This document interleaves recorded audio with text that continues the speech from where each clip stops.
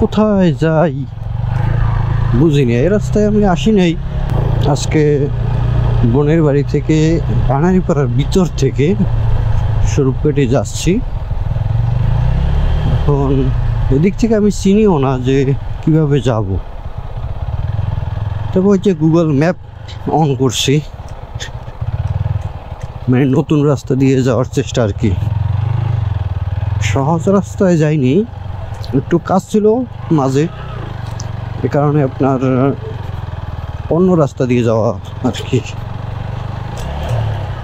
আর এই রাস্তা আমি চিনি না, কখনো আসিনি, আমার মনে হয় জীবনে আসিনি এই রাস্তায়।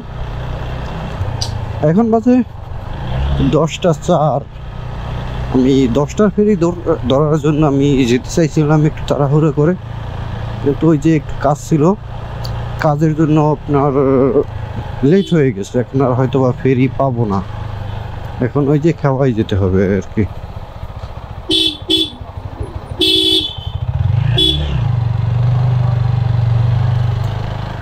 এদিক থেকে আমি চিনি না যে কোথায় যাব, কিভাবে যাব।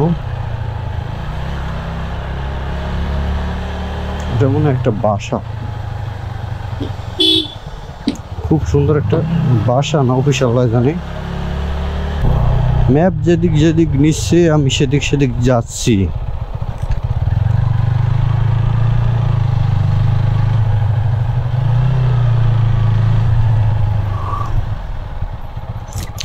টাকা থাকলে যা হয় আর কি। খুবই সুন্দর সুন্দর বাসা, ডুপ্লেক্স বাড়ি। আমার টাকা নাই, এ কারণে এগুলো স্বপ্ন। এটা কোথায় আছে জায়গার নামও চিনি না।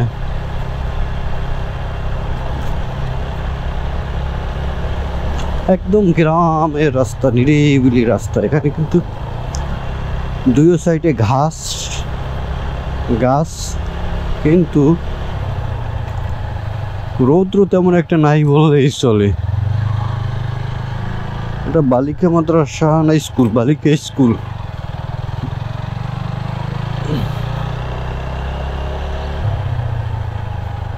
কোথায় যাই বুঝিনি, এই রাস্তায় আমি আসি নাই জীবনে, এটাই ফার্স্ট আসা। দেখ, তারপরও যে রাস্তায় যে এত সুন্দর সুন্দর বাসা, তাও এই প্রথম দেখলাম আর কি। ও, এখন চিনছি আসলে আমি কোথায় আসছি। এটা হচ্ছে আপনার ওই যে বানারীপাড়া ঈদগাহ ময়দান। এখানে খুবই সুন্দর করতেছে, সাজাইতেছে ঈদগাহ মাঠটা। আমি প্রথমে এইটা ভাবছিলাম যে পার্ক একটা, পরে দেখলাম যে মসজিদের মতো বা ইসলামিক মাইন্ডের মানে বাসা বিল্ডিং করতেছে ডিজাইন। তখন বুঝতে পারছি যে আসলে এটা ঈদগাহ।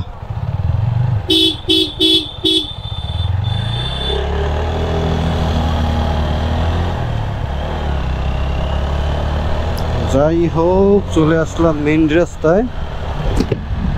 এখন বাইজার না লাগিয়ে চালানো সম্ভব না, কারণ প্রচুর ময়লা রাস্তায়।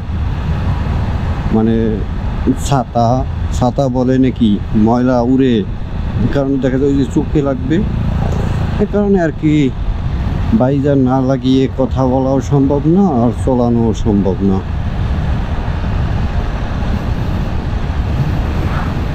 কারণ ওই যে বানারীপাড়া ঈদগাহ থেকে আবার বানারীপাড়ার উদ্দেশ্যে এদিকে যাচ্ছি।